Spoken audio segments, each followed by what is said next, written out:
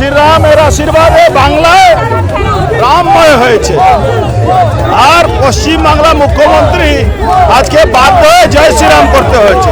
ওই হিন্দু থেকে মুসলমান হলে 7 বার নামাজ পড়তে হয়, আর মুসলমান থেকে হিন্দু হলে জয় শ্রীরাম করতে হয়।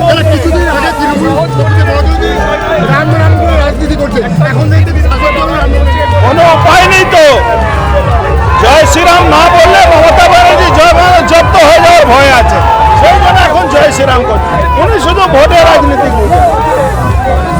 মানুষকে বলবো, মানুষ জয় শ্রীরাম আমাদের আদর্শের জায়গা, মর্যাদা পুরুষোত্তম নাম প্রতিটা হিন্দুর কাছে একটা আদর্শ। আমরা প্রত্যেকে চেষ্টা করি রামচন্দ্রের মতন হতে, এবং আমরা রাম রাজ্য চাই যেখানে মানুষ সুখে থাকবে, শান্তিতে থাকবে, প্রত্যেকের হাতে কাজ থাকবে।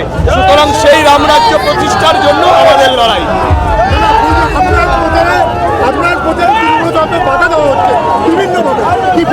এটা তৃণমূলের সংস্কৃতি, তৃণমূল তার সংস্কৃতি অনুযায়ী কাজ করছে।